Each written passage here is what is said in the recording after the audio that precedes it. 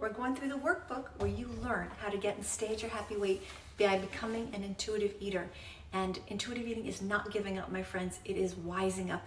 It is where your natural, happy, healthy, thin weight will shine through, and you won't have to worry about food and eating and bathing suit season and Christmas and all that stuff and how it affects your weight and all the angst.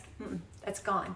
The way I learned how was I finally realized that my one mother, my little grandmother, understood that all the diet brain stuff that we all have, and I had for 25 years, is a waste of time. And luckily for me, I had her to show me the opposite of diet culture, which is intuitive eating. And I had 4 mothers who were all massively succumbing to diet culture on a daily basis, always dieting, always talking about weight. You know the scene. And yeah, I lived in that, and obviously it affected me. But finally, I got out of it. In the year 2000, I finally hit a wall and said, I'm not doing this anymore. And that's where I want you to get to, where you hit a wall and you go, I'm not doing this anymore. So we're going through the workbook. We're at week 1.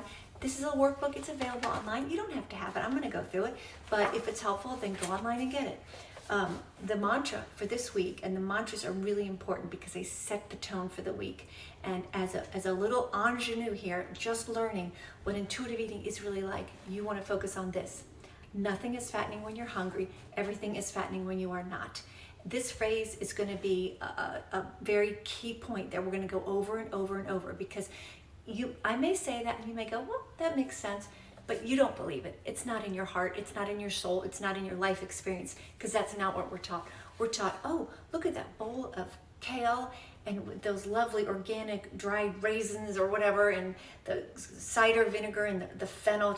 Oh, that's so delicious. Yeah, that's good for you. Eat that. Okay, but are you hungry?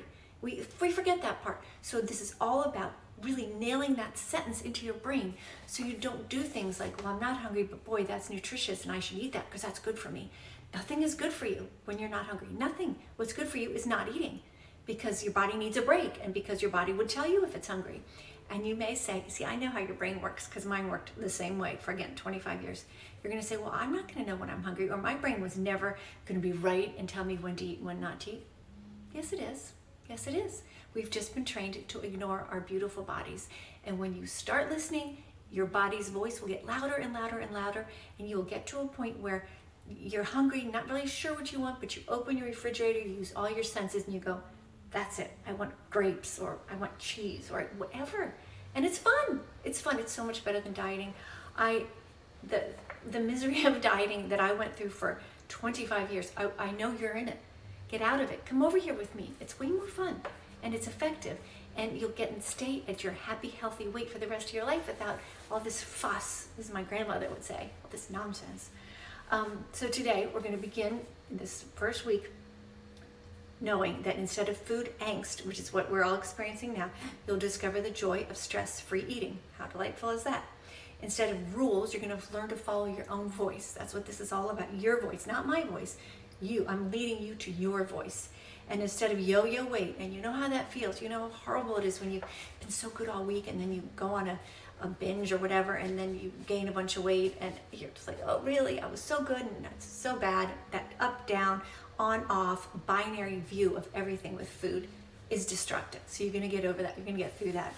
So, but remember, because this is a huge turn. This is a big turn to a better life around food and eating. It's a very big turn. You got to be patient. If you're going to have this need for speed, it's going to mess you up, because it's not quick. Mother Nature needs time to adjust to your ability to even want to hear hunger and want to hear satiety, right? Because it is an ability. We've lost it. But the minute you start going, okay, I'm going to really pay attention to like what that food feels like in my mouth. Am I hungry? I thought I was, and I ate something, and I really wasn't hungry because I still felt the same. We're going to show you all these ways for you to figure out what your voice is saying. And once you figure it out and you've decoded it, it's great. It's great. You're going to love it. So as you begin this, the first week, I want you to remember these 3 things. And these 3 things you're going to do every week, but every day. But just to really start here, you want to always have an affirmation in your head for the day. Like, my affirmation for today is nothing's fattening when I'm hungry. Everything is fattening when I'm not. Now, I think this is one of the great ones. So you can use this one every week. You can use this one in tandem with something else. You can go back and forth. Just have something. Because when you walk at that door in the morning, you need a protection around you. And these mantras are your protection. Before you get sucked into some, oh, I'm going to order this acai bowl or whatever, or I'm going to get this bento box with just some stuff that I know isn't fattening because everyone else isn't. No, nothing's fattening when I'm hungry. Everything's fattening when I'm not. Just a way to ground yourself, okay? It's important to have that at the top of your head, right ready to go. All right, then let's see. The second one every day is to make use of social media, of these videos, of our online private Facebook group, of reading blogs we have on our website, of finding like-minded people, if other people that you are associating with on social media are into intuitive eating and understand it. And my take on intuitive eating is that it is completely compatible with weight loss. And as a matter of fact, it's the best thing for weight loss. There are some people who get really upset about that and say, oh, intuitive eating isn't for weight loss. Well, of course it is. If you eat with hunger and you don't eat without hunger, guess what happens? Okay, so make use of that, but don't pick fights in your life. Like on social media, if you have a distance and you can like talk to people and get support, whatever, hear about their experiences, which can help inform you on how to handle yours, fine. But don't pick a fight in real life with someone who's all happy on a diet, because when the people are all happy on a diet, losing weight, this is the best. Just let them go, because they're gone for now. They'll come back when they gain it back. Oh, how do you know they'll gain it back? Because everybody does. And there are very few people who kind of mess this up because they break that rule, but they're still dieting. They're never normal. They're never relaxed around food. They're always like, rah, rah, rah, rah, rah. And you don't need to do that.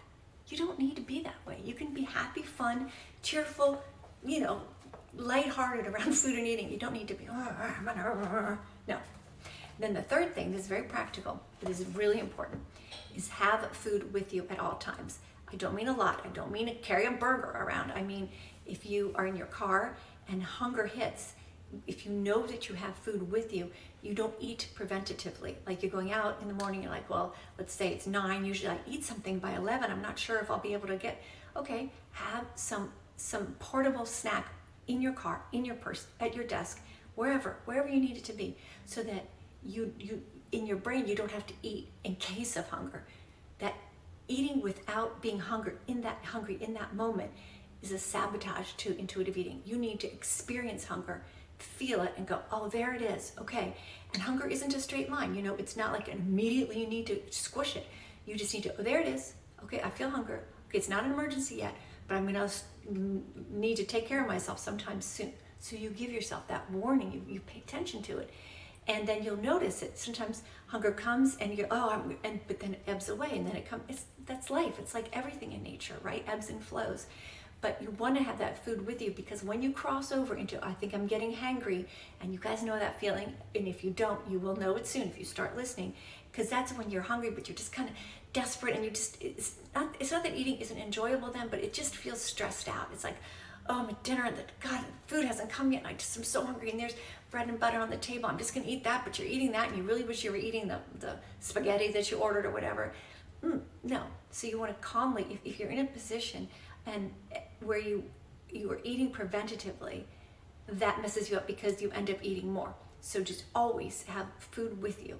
And if you're in a restaurant, let's say, and that situation happens, what I tell people, and what I do, is that if like I'm really hungry and the restaurant's taking forever to bring food, which happens sometimes, have something little, but don't let that unleash you for like, okay, now I'm just gonna eat all bread.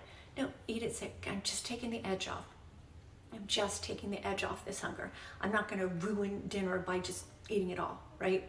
And these things, I always have these little peanut butter filled pretzel nuggets in my car. Right? That's just what I have, because I know if I'm starting to get hangry and I'm out, I reach for a few of those, and for me, that calms me down for quite a while. And not a long time, but until I can get to where I was gonna have a nice meal or whatever.